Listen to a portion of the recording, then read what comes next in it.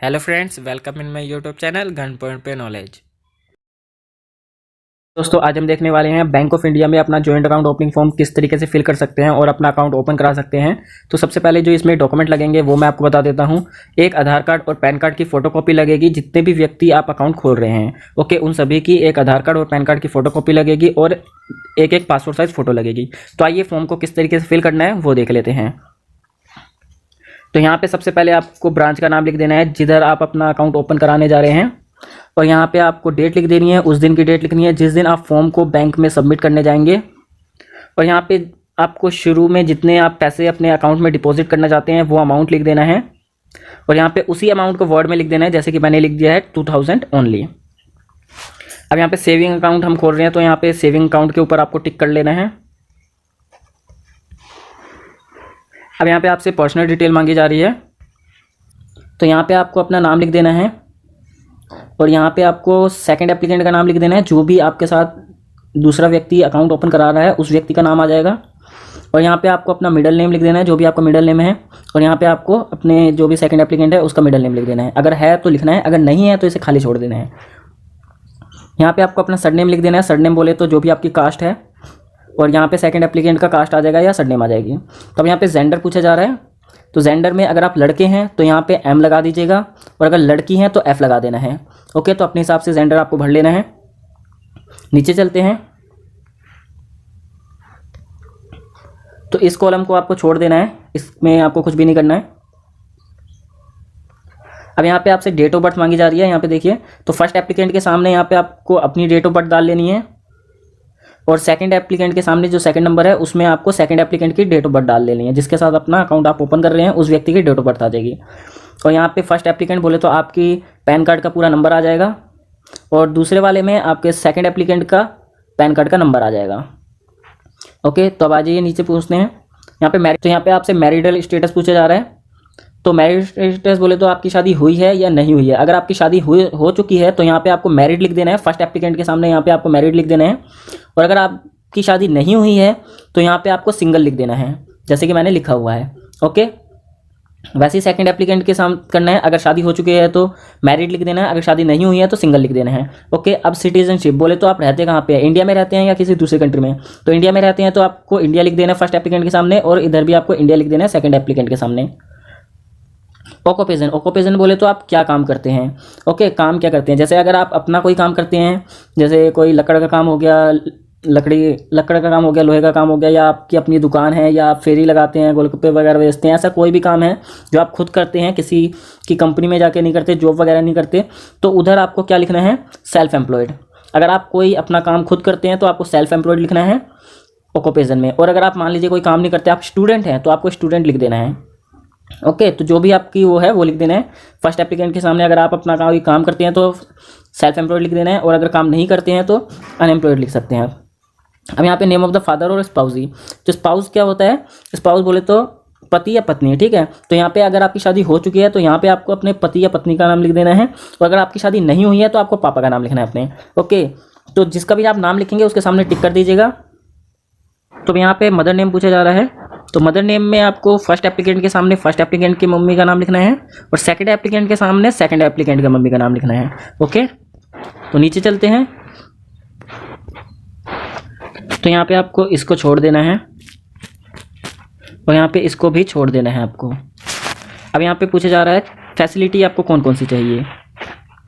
तो यहाँ पे आपको चेकबुक के ऊपर टिक कर देना है। चेकबुक अगर चाहिए तो चेकबुक के ऊपर आपको टिक कर देना है। पासबुक के ऊपर टिक कर देना है आपको। यहाँ पे आपको डेबिट कार्ड के ऊपर भी टिक कर देना है। तो इन तीन चीज़ों के ऊपर आपको टिक कर देने हैं, एक तो इस पे, एक इस पे, और एक इस पे। ओके, तो जो जो सर्विस चाहिए आप अलग से भी टिक कर सकते हैं। इंटरनेट बैंकिंग चाहिए तो आप इसके ऊपर टिक कर सकते हैं, इंटरनेट बैंकिंग के ऊपर।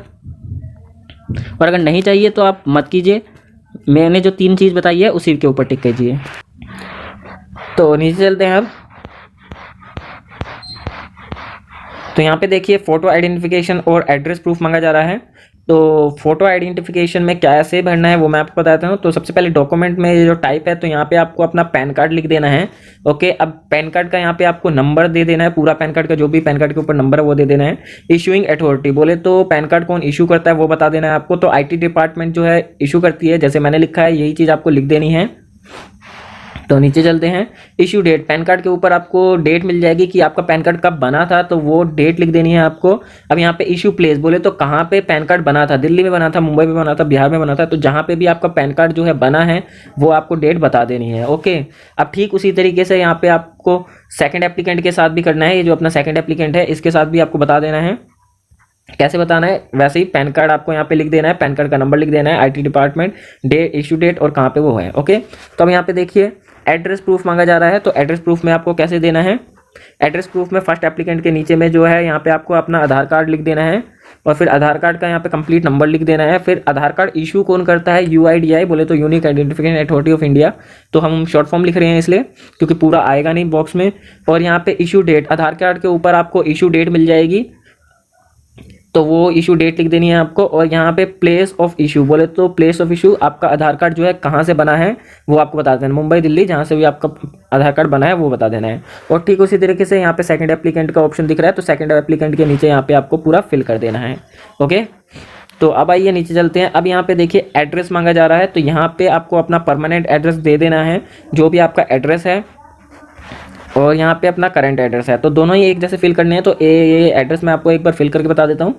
तो यहाँ पे सबसे पहले आपसे क्या मांगा जा रहा है, फ्लैट नंबर, तो यहाँ पे जो भी आपके घर का नंबर है, ओके, हाउस नंबर जो भी है वो आपको बता देना है। जैसे कि मैंने लिख रखा है G block house number this. Okay, तो ठीक उसी तरीके से आपको बताना है, जो भी आपका घर का नंबर है वो आपको बता देना है। फिर यहाँ पे बोला जा रहा है स्ट्रीट या लोकेलिटी, लोकेलिटी बोले तो जो भी आपके घर का एरिया पड़ता है वो बता देना है। स्ट्रीट जो भी आपकी गली है, गली का नंबर बता देना है, जैसे गली नंबर 17 होगी, या गली का कोई नाम है कि रिंग रोड है, मतलब जैसे भी रोड का नाम है तो रोड का नाम लिख देना है। और अगर रोड नहीं है, गली नंबर है तो गली नंबर लिख देना है। ओके, तो आपको गली नंबर लिख देना है और फिर जो भी लोकेलिटी है वो बता देनी है। जैसे कि मैंने लिखा हुआ है तिलक नगर, तो जो भी आपका एरिया पड़ता है वो आपको बता देना है। अब यहाँ पे पूछा जा रहा है सिटी या डिस्ट्रिक्ट, तो जो भी आपका शहर है वो यहाँ पे शहर का नाम लिख देना है। मैंने न्यू दिल्ली है तो मैंने न्यू दिल्ली लिख दिया, तो जो भी आपके शहर का नाम है वो बता देना है। अब यहाँ पे स्टेट और कंट्री, स्टेट और कंट्री बोले तो राज्य कौन सा है और देश कौन सा है, ठीक है। तो यहाँ पे मैं राज्य जो मेरा दिल्ली है और कंट्री जो है इंडिया है, तो आपको इस तरीके से बता देना है, जो भी आपका राज्य है वो बता देना है। और पिन कोड, जो भी आपके एरिया का पिन कोड है वो यहाँ पे आपको पूरा अपने एरिया का पिन कोड लिख देना है। और यहाँ पे टेलीफोन नंबर मांगा जा रहा है, तो टेलीफोन नंबर अगर आपके पास है, टेलीफोन या मोबाइल नंबर, ओके, तो यहाँ पे आपको अपना मोबाइल नंबर लिख देना, पूरा क्लियर और अच्छे से आपको अपना ही मोबाइल नंबर लिखना है, किसी और का मोबाइल नंबर मत दीजिएगा। और यहाँ पे आपको ईमेल आईडी दे देनी है। ओके, और ठीक उसी तरीके से आपको सेकंड एप्लीकेंट का पूरा एड्रेस यहाँ पे डाल देना है। ओके, और अगर आपके पास कोई दूसरा एड्रेस है तो आप यहाँ पे डाल सकते हैं, अदरवाइज आप यहाँ पे भी जो नीचे हमने एड्रेस डाला है वही एड्रेस आपको यहाँ पे डाल देना है फर्स्ट और सेकंड एप्लीकेंट के लिए। ओके, सेम एड्रेस डालना, अलग मत करिएगा। अब यहाँ पे बोला जा रहा है, तो यहाँ पे आपको नो के ऊपर टिक कर देना है और आधार कार्ड का यहाँ पे पूरा कंप्लीट नंबर लिख देना है। ओके, तो अब आइए नीचे चलते हैं। अब यहाँ पे कुछ डिक्लेरेशन है, तो ये हिंदी में है तो हम इंग्लिश में फॉर्म भर रहे हैं, तो एक बार इंग्लिश में देख लेते हैं। तो यहाँ पे डिक्लेरेशन है, तो यहाँ पे आपको अपने साइन कर देने हैं और यहाँ पे अपने सेकंड एप्लीकेंट के साइन करा लेने हैं। ओके, अगर साइन नहीं कर सकते तो आप अंगूठा लगा सकते हैं। तो नीचे चलते हैं। अब यहाँ पे देखिए, इधर आपको फर्स्ट वाले के ऊपर टिक कर देना है और थोड़ा सा नीचे चलते हैं। तो गाइस ये चीज़ें ऑप्शनल है, इसे आप छोड़ दीजिएगा, इसमें आप कुछ भी नहीं करना है। अब यहाँ पे आ जाते हैं, टाइटल ऑफ अकाउंट बोले तो कौन सा टाइटल है, तो हम सेविंग अकाउंट ओपन कर रहे हैं तो यहाँ पे आपको सेविंग अकाउंट लिख देना है। आपको अकाउंट नंबर नहीं मिला होगा तो यहाँ पे आपको कुछ भी नहीं फिल करना है। अगर अकाउंट नंबर होता तो हम अकाउंट नंबर फिल कर लेते, बट नहीं है हमारे पास। अब ऑपरेशनल इंस्ट्रक्शन, तो हमें देखिए हम जॉइंट अकाउंट ओपन कर रहे हैं, तो इसलिए हमें इन दोनों से, हमें मेनली जॉइंट अकाउंट ओपन करने के लिए क्या मिलता है, आइदर और सर्वाइवर और जॉइंटली। ओके, तो इन दोनों का मैं एक एक एग्जांपल दे देता हूँ, फिर आप अपने हिसाब से देखिएगा आपको किस मोड में आपको अपना अकाउंट ओपन कराना है। ओके, तो मान लीजिए दो व्यक्ति हैं जिसने आइदर और सर्वाइवर मोड में अपना अकाउंट ओपन करा रखा है। ओके, एक तो डी है और एक एम है। दिल्ली मतलब डी वाला चला गया दिल्ली, एम वाला चला गया मुंबई।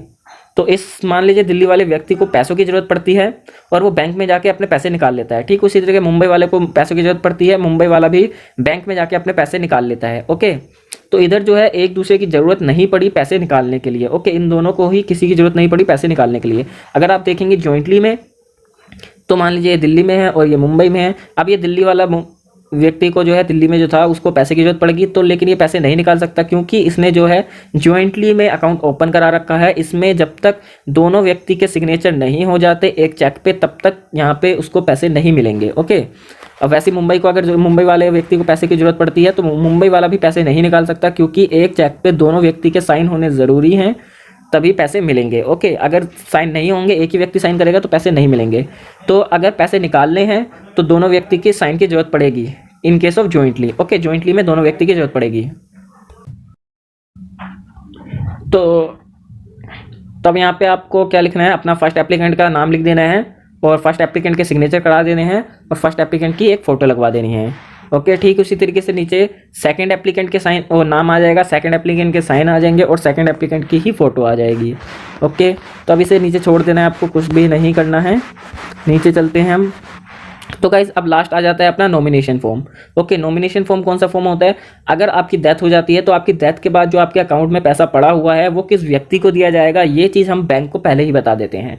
किसके जरिए, नॉमिनेशन के जरिए, नॉमिनेशन फॉर्म के जरिए। ओके, तो यहाँ पे आपको अपना नाम लिख देना है, फर्स्ट एप्लीकेंट का नाम आएगा और फिर यहाँ पे सेकंड एप्लीकेंट का नाम आ जाएगा। ओके, दोनों एप्लीकेंट के नाम आ गए। अब यहाँ पे क्या करना है, आपको ब्रांच का नाम लिख देना है, जो भी ब्रांच का नाम है, विकासपुरी ब्रांच है, तिलक नगर ब्रांच है, जो भी ब्रांच का नाम है वो लिख देना है। ओके, अब यहाँ पे आपको क्या करना है, सेविंग अकाउंट लिख देना है क्योंकि हमने सेविंग अकाउंट खुलवाया है। डिस्टिंग्विश नंबर के आगे इसमें कुछ नहीं लिखना है क्योंकि इसमें अकाउंट नंबर आता है, तो हमें यहाँ पे कुछ भी नहीं लिखना है। ओके, एडिशनल में अब यहाँ पे नेम ऑफ द नॉमिनी, तो नॉमिनी का जो भी नाम है जिसको भी आप नॉमिनी बनाना चाहते हैं। और एक और बात, नॉमिनी अगर आप बनाते हैं वो 18 साल से उसकी उम्र जो है ज़्यादा होनी चाहिए, उम्र कम नहीं होनी चाहिए, बोले तो माइनर नहीं होना चाहिए। ओके, तो यहाँ पे आपको नॉमिनी का नाम लिख देना है, नॉमिनी का एड्रेस, जो भी छोटा मोटा एड्रेस लिख सकते हैं क्योंकि थोड़ा छोटा सा बॉक्स दिया गया है। रिलेशन, तो नॉमिनी के साथ जो भी रिलेशन है, और ये रिलेशन जो आएगा फर्स्ट एप्लीकेंट के साथ आएगा। ठीक है, जो भी फर्स्ट एप्लीकेंट के साथ रिलेशन है उसका रिलेशन आएगा, तो यहाँ पे रिलेशन लिख देना है और उनकी उम्र लिख देनी है, जो भी उनकी एज है। ओके, तो आइए नीचे चलते हैं।